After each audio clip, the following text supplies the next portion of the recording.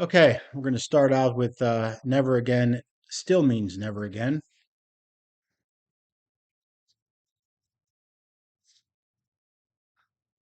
This is the dedication. I dedicate this book to my most significant inspiration, role model, and person of the highest character I've ever met or known, my grandfather, Julius Gutter.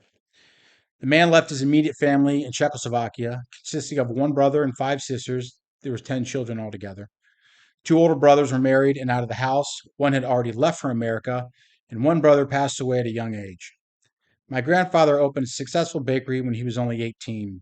My grandfather left Czechoslovakia when he noticed the uptick of anti Semitism, which included his customer base that no longer came to his bakery. After the war, he learned that his mother and brother were shot in the back on a march to a concentration camp. Only one sister made it back alive of the seven who were in the house when my grandfather left. Growing up, my four sisters and I spent a lot of time at our grandparents' home. My grandmother, Evelyn, was outstanding. She was a chain smoking Yenta who mainly did the talking for both her and my grandfather. My grandparents were very active in the Jewish community in Columbus, Ohio. During the high holidays, they opened their house to the Jewish community and made sure everyone was well fed. They did this on both high holidays for years, and I'm telling you, their house was always packed. They were both just such beautiful people, honest and fun, and I still remember how much fun my grandmother and I had playing Yahtzee on their kitchen table. Passover is still memorable to me and was always held at my grandparents' house. Besides our large family, if someone else wanted to attend, a chair would be found. My grandfather was always at the head of the table and led the service. He knew I loved him, but he was unaware of how intensely proud I was of him, and still am, as he sat at the Passover table and looked around at his large family. He was a very intelligent man, quiet, tough, thoughtful, and most of all respectful, and boy, did he love his Evelyn. When we spout the term, quote, you can't find anyone to say a bad thing about, unquote, it's true of my grandfather in my eyes, but also in the eyes of everyone who knew him. They would always go out of their way to tell me how much they admired and respected him. I loved him a lot. You could browse online and find information on my grandfather. He did a couple of interviews in print and one videotape called Children of the Holocaust. I highly recommend it, and you'll see his intelligence early on while answering some questions about dates and locations from 50 years prior. After watching it for the first time, I kept thinking, what country on the planet would not want him as a citizen? Such a beautiful, beautiful person. I have a word that I rarely give out. I try to bestow it on someone at least once a year, if I tell them or not. It's a word that encompasses everything that I try and strive to be, but I know I'm not there yet. That word is mensch. My grandfather was unequivocally a mensch. If I was able to gather all the others that I've given that term to over the years, my grandfather, Julius Gutter, would be at the head of the table. The introduction. I've written this book for those who need it most, the individuals who are involved in any type of hate group. Once they grasp a clear and accurate depiction of the lies they've been told and the lies they are telling others, then perhaps they'll see past the indoctrination and bias. Perhaps they'll shake off the stranglehold of malignant belief system. They might even transform into the human beings they are meant to be and release their misplaced hate. Maybe they'll finally realize their indoctrination has been based on lies, exaggerations, and falsities. I've written two books while keeping the content and subject matters the same for both.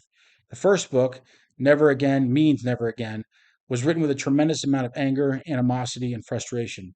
That book leaves no doubt on my thoughts and position to anyone who wants to harm Jews and other minorities. It was written with a lot of foul language, insults, and dark humor, but that's what it took for me to write that book.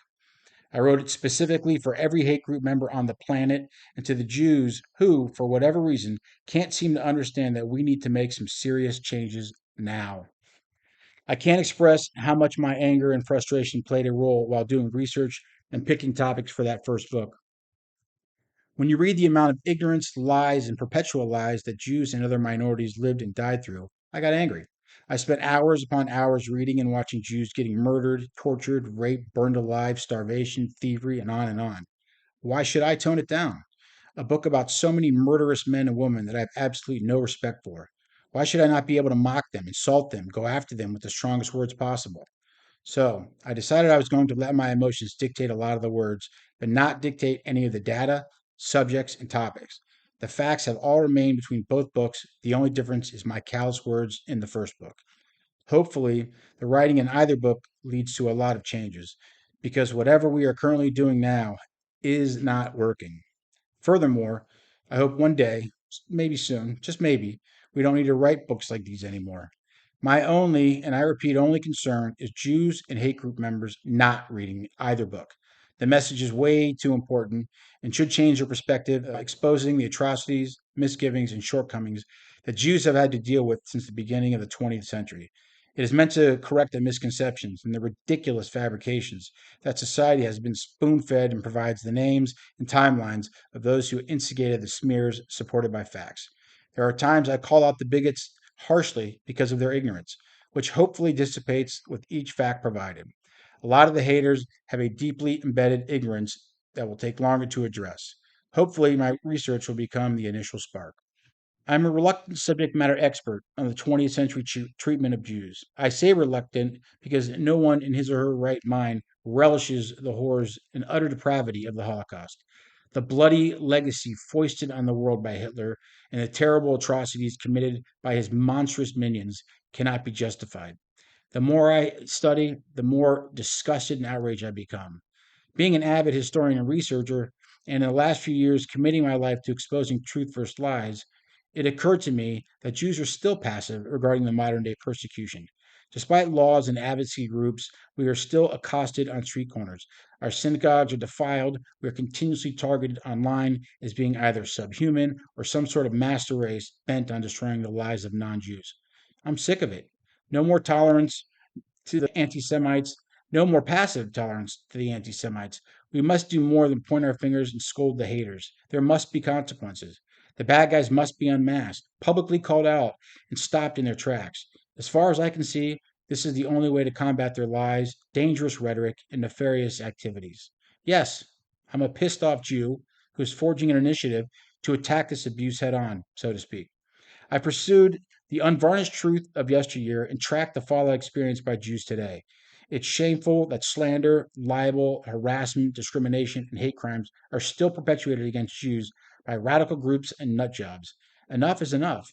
So I have looked at various reasonable ways we should address anti Semitism going forward, and it all leads back to one inevitable conclusion. We need to go on the offensive. I'm providing facts with resource sections and my opinions. Feel free to add to this body of work or refute anything I've written. Disagreements are fine and often lead to more personal education and growth, but refute my musing with rock solid facts, not conspiracies, theories, conjecture, and lies. I dare you to let me know what I don't understand about hate groups. I've always been curious as to why there are people who want to harm Jews. I certainly understand situations where we as individuals can be rude, condescending, mean, or just belligerent, but I cannot think of one case where any of that has been displayed by religion or culture. Not one. What true, accurate, or real examples could someone provide that Jews in either culture or religion want to harm anyone? I'm not talking about the made up, make believe, no proof, irrational lies that we control banking, insurance, the world, etc. I want to know what possible reason, a specific reason that causes someone to wake up one morning and want to harm us. It's fascinating to me because it's so baffling. We've had issues with some Arab countries and with some small factions of Arabs over the years, but that's overseas, not here. This also fascinates me, as I've met plenty of Arabs over the years, and a few of them become very good friends.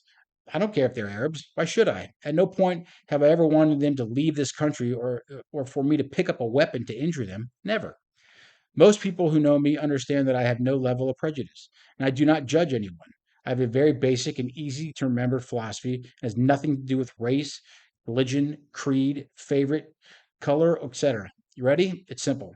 Are you an asshole or are you not an It's simply, are you a good person or are you not a good person? If you're a good person, then I just made a new friend. I don't waste my time trying to find out what I don't like in a person and just simply rely on him or her passing or failing my internal test. Once you've passed, and 99% plus do, then if you're a black, gay, or mentally challenged hermaphrodite who puts ketchup on caviar, my only comment is this: pass the ketchup when you're done. If someone doesn't pass my test, then I simply won't hang out with them and leave it at that. Please point out anywhere in Judaism or Jewish writings, based on a religious text, not on someone who's Jewish and wrote something on his own accord, that goes after you individually or your groups as a whole. If you have something and I agree with you on it, no problem. Let's try and rectify it. What hate groups either don't understand or don't care to understand is that we're Jewish. We're proud to be Jews, and you will not be forcing us to go anywhere. Jews in this country currently make up less than 0.02% of the US population. Yet you somehow think if we're not around, you will gain a louder voice, enlightenment, automatically be first line at the DMV. I'm just guessing, so would you care to share with the rest of the class what it is? What type of superpowers do you think we have? What type of collusion powers do you think we have? And if we had these powers, why on earth would we target you? Why do you feel important enough that we would spend our time and effort going after you? Most of what I have read and seen about hate groups and their members will put your groups at the bottom of a listing of people that I would want, that I'd be interested in taking advantage of for personal gain. If your goal is to ascend from the bottom, you guys are going about it all wrong. You're like way, way off. And by off, I mean you're losing prospective members who prefer to join a local leprosy club than to be associated with your organizations. Have you ever thought about where we as Jews are located in this country? Think about it. By numbers, we are heavily grouped in only a handful of states in Florida for the entire southern region. So, again, what possible real world, not made up crap have we done to have earned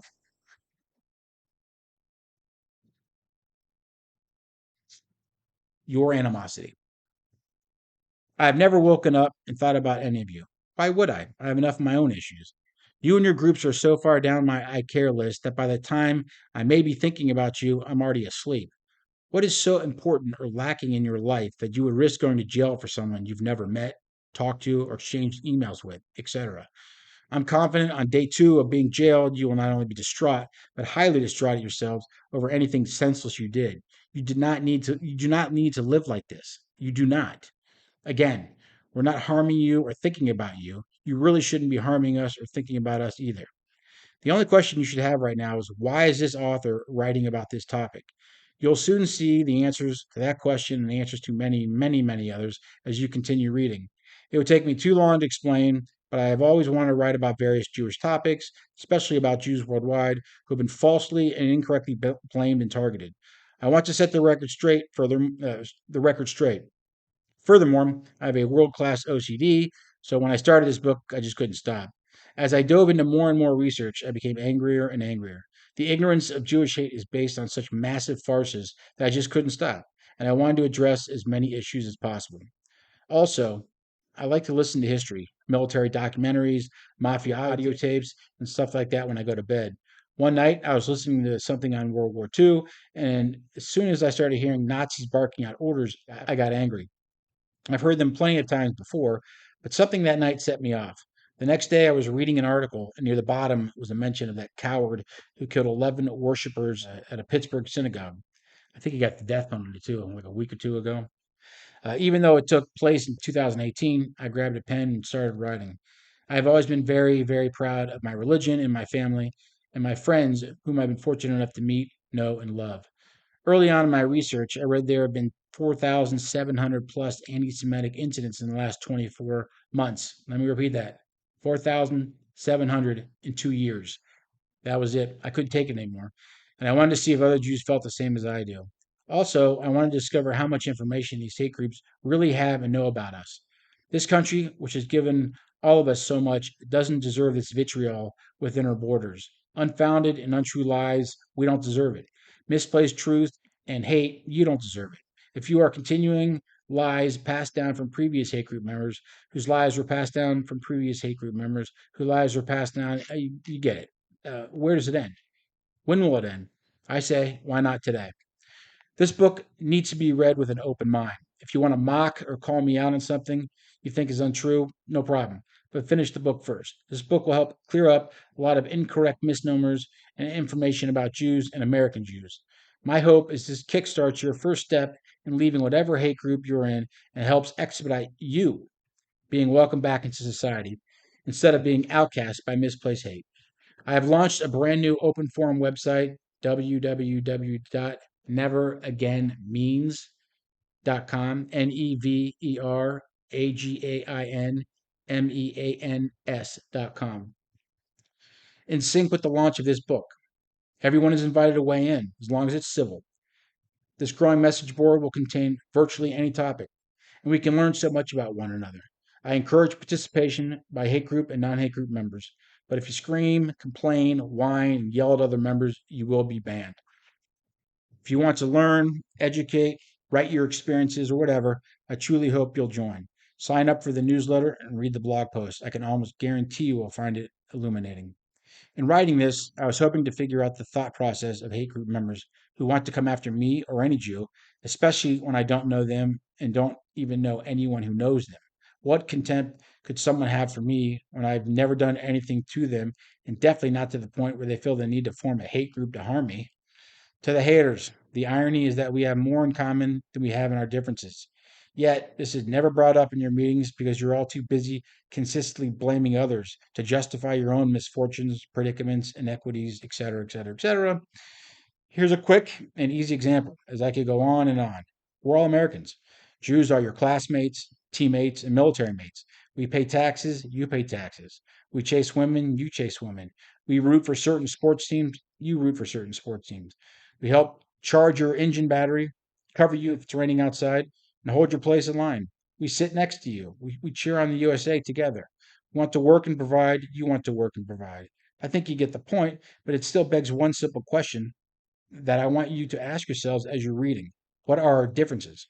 Yes, I get it. Religion and how does one write down words of passion, frustration, and anger in a way that changes the hearts and minds of anti Semites, racists, and all around hate filled, ignorant people?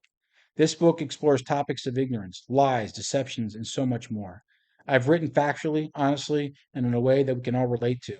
My approach is sometimes aggressive because it takes a sledgehammer to tear down the walls of hatred and bigotry.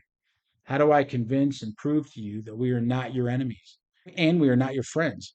Again, how could we be as we don't know one another? And it's another reason why your hate groups are completely unfounded, ridiculous, and baseless. It's time for you to grow up and remove yourselves from your toxic criminal intolerance. My mission is to reach the indoctrinated, the misanthropes, and the Kool Aid drinkers and save them from a life of hatred and intolerance. The anti Semites, Aryans, neo Nazis, white supremacists, white nationalists, skinheads, alt-right, racist, homophobes, etc. My passion is fueled by being on the receiving end of years and years of misinformation, false accusations, and deceptions about Jews and other minorities. Anti Semitic groups directly affect us all. They gather in their meetings to plot ways to threaten us. It seems that we, the recipients of their smear campaigns, or worse, have no recourse. Or do we? In my opinion, we must now deal with hate groups differently than we have in the past. We need to finally be on the offensive and aggressively go after the ones who want to harm us. Don't we, as Jews, have to protect our families and ourselves from blatant lies and anti Semitism right now? Furthermore, we have an obligation for our betterment to ensure the next Jewish generation can walk the streets without hesitation. We haven't addressed it proactively. We've been letting it slide, and shame on us. I want to stop our lazy, reactionary way of dealing with various hate groups and punish those who wish to harm us on our terms. I am a concerned and frustrated Jewish man who conveys harsh messages and must be understood if we can ever hope to change the paradigm. But I can't do it alone. The truth must be disseminated and shared. The material in the chapters below includes historical facts, in my opinion, interpretation, some of it's quite harsh. I am a concerned and frustrated Jewish man who conveys harsh messages that must be understood if we can ever hope to change the paradigm. But I can't do it alone. The truth must be disseminated and shared. The material in the chapters below include historical facts, in my opinion, and interpretation, and some of it's quite harsh. If you question any of it, feel free to look it up yourselves. Fact check me, I dare you. If you're an offender, I figure you'll be more receptive if I meet you where you are, in the sewer, if need be. This, after all, is where you harvest your harmful beliefs. In other words, readers will need thick skin at times, but overall, my focus is to educate and compel people to immediately get out of whatever anti Semitic or racist groups they are in or are considering joining. Clearly, I am not kind to the individuals, groups, or organizations that started and now perpetuate Nazism, anti Semitism, issues with Israel's rights, uneducated conjecture, incorrect opinions, and more. If you are insulted by the premise, you've earned it. Keep this in mind as you absorb my words. There are bigots, I assume, who will actually pick up this book for laughs, if nothing else. But then something miraculous might happen. The information might resonate, and that's the purpose. So, to the persecutors, here's your chance. Here's an opportunity to evolve from a knuckle dragger into a person of compassion and tolerance. Will you take this opportunity seriously? Yes, if you're not a complete moron or if you're looking for real answers to your highest and most sincere questions. This book title, Never Again, still means never again, is the hill we'll die on. This isn't hyperbole. I'm not being dramatic. Not when we continue to see assaults on Jews of our places of worship, our schools, and other gathering places. I don't think most people truly grasp how small a population we, as Jews, encompass, and this is our line in the sand. It's time to cut off the head of the snake. Remember, it wasn't that long ago an entire country, Germany, allowed lies to spread with impunity. Those lies led to the justification of millions upon millions of innocent deaths. Not to mention, other nations around the world have also let lies run rampant for personal gain or due to agendas. I write not merely to combat complacency and ignorance, but to remind every culture and ethnicity that history has a way of repeating itself. Damnable actions escalate if not nipped in the bud. After all, we don't have to go too far back in time to see the Holocaust, Jim Crow, and apartheid occurred. What about those who claim they are bigoted but do little or nothing to proactively address anti Semitism, racism, etc.? They wring their hands as terrible slurs and aspersions poison new generations, but do they speak out? Nope. The lies perpetuate due to silence and individuals who can't think for themselves. They have no idea that what they're learning is false. I do my best to break the silence and rally the troops because you and I know how wrong it is to sit by as minorities and disenfranchised human beings are abused. We cannot allow ignorant miscreants to verbally and physically assault us for no valid reason.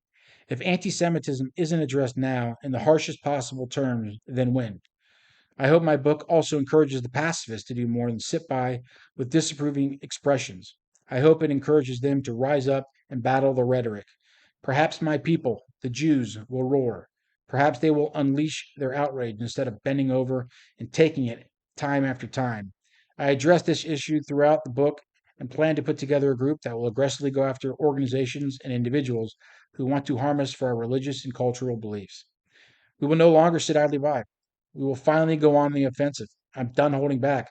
We, as Jews in this country and worldwide, have contributed to every society we've ever been involved with, and in a very positive way. We will no longer be on the defensive, as we will now be leading from the front. I should also add that this book is more than a manifesto that unmasks the crazies. It's a historical account that covers many events over roughly the last 100 plus years, encapsulating Jews and Jewish life. I address many aspects of our treatment in various countries, misnomers a lot of people have about Jews, and the outright lies that have been told about us. I cover the daily lives of Europe's Jews from World War I leading to World War II, treaties after the war, and a regime that cost the lives of 70 million people overall in what, 6 years? This regime consciously put together a systematic program that specifically targeted 6 million Jews and 5 million other minorities, leading to gruesome fates. I also cover the 1933 to 1945 era in Nazi Germany, including the two largest fallacies that allowed Hitler's rise, Mein Kampf and the Treaty of Versailles, and a lot of World War II history from my perspective. Furthermore, it's very important that I correctly describe a psychotic narcissist who took so many lives and had so many tortured, all for a personal agenda. I show you the outrageous amount of lies from Hitler, the Nazis, and others during that time period. Again, if you are in a hate group of any sort, I hope my words inspire you to leave it. I address topics from Hollywood to the Pulitzer Prize, from the Manhattan Project to big tech, and the Academy Awards to the Palestinian conflict. I discuss American Jewry, where we are and where we should be. I expose enemies. All these topics are important to me, but the greater important is that you, the bigot, and every Jew on the planet understands the collective words. I want you to understand, learn, and educate yourself. I truly hope, every hate group member receives these words and makes a change for the better. You're wasting your time, money, and reputation by adhering to something evil, destructive, and demonstrably false. In the end, unless you make a change, you'll have the same outcome as every other hate group member before you has received. Nothing but regretful shame. Thank you.